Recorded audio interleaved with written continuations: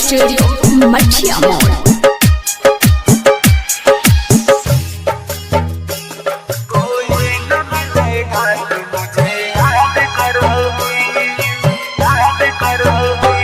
किस किस के लिए जिंदगी बर्बाद करोगी, कोई न मिलेगा तो मुझे याद करोगी।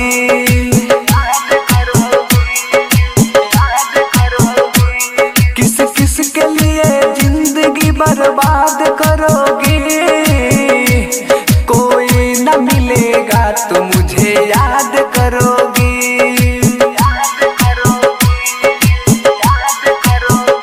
मुझे याद करोगी, मुझे याद करोगी।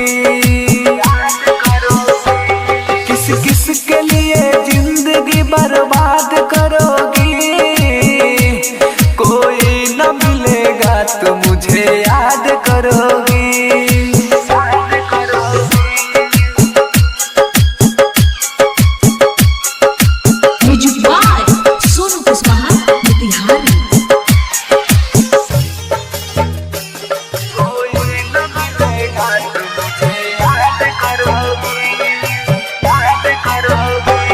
छोड़ के जाती हो एक दिन आना पड़ेगा, दुनिया हमारे की ठोकर पछताना पड़ेगा।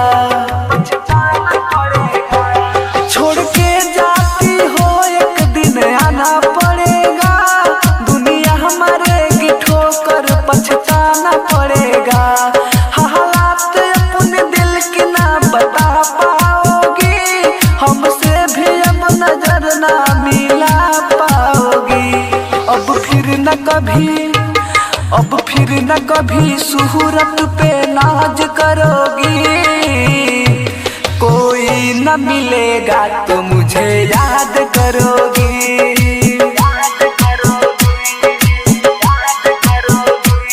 किस किस के लिए जिंदगी बर्बाद करोगी, कोई न मिलेगा तो मुझे याद करोगी।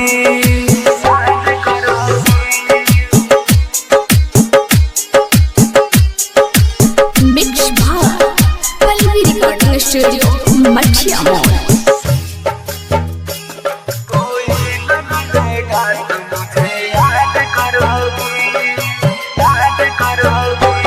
माना कि तुम्हें रब ने है फुर्सत से बनाया, लगता है तेरे दिल में ये पत्थर है लगाया। माना कि तुम्हें रब ने है फुर्सत से बनाया, लगता है तेरे दिल में ये पत्थर है लगाया। खास मेरे ही जैसा ये तेरा दिल होता, दूसरों की ख्यालों में कभी नहीं खोता। प्रमोद गुड्डू अमरजीत अकेला को बर्बाद करोगी, कोई न मिलेगा तो मुझे याद करोगी।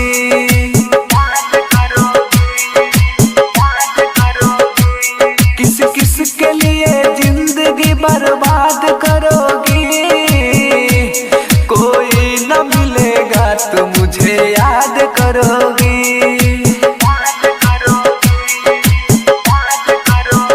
मुझे याद करोगी,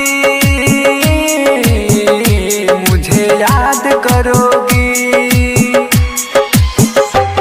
किस किस के लिए जिंदगी बर्बाद करोगी,